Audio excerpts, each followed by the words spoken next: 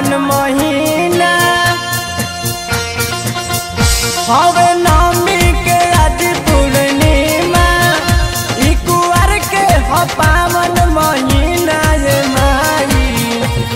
की आरती करिले राउर करी अभिनंदन लगा दी माथे चंदन ये मैया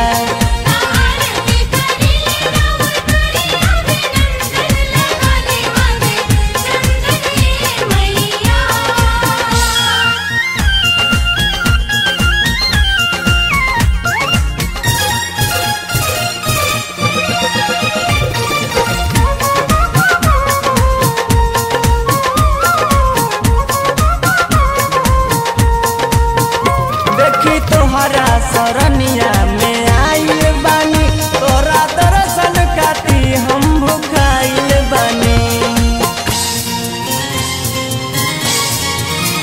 देखी तोहरा सरनिया में आइल बानी तोहरा दर्शन खातिर हम भुखाइल बानी कल के हाथवा में ललकी चुनरिया हम तार बानी तोहरा तोहर में लौटेला दुनिया के दर्पण लगा दी हाथे चंदन ये मैया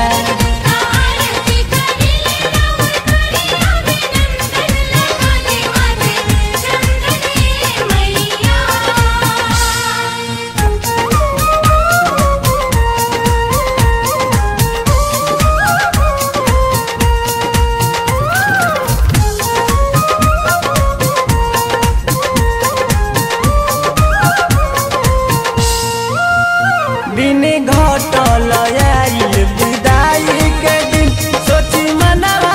मारी भइल बामली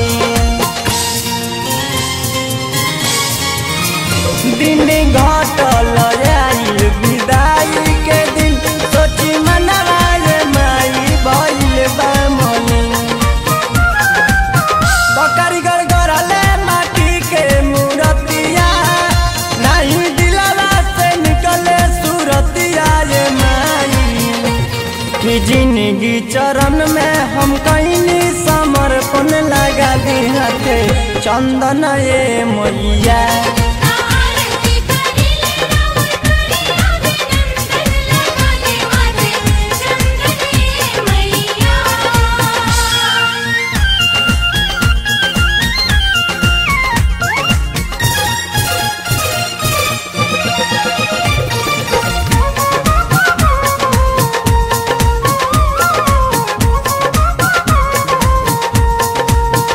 नहीं भगवती में देखी समय के माई इहे असरा पूरा दिया जय के माई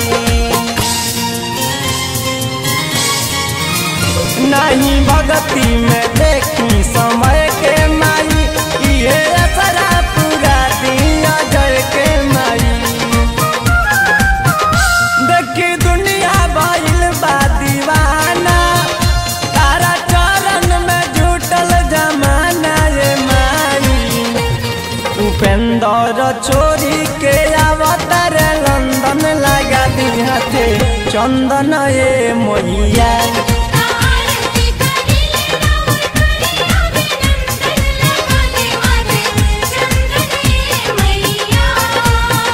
हवे नवमी के आज पूर्णिमा ई कुआर के ह पावन महीना ये माई आरती करिले राउर करी अभिनंदन लगा दी हाथे चंदन ये मैया।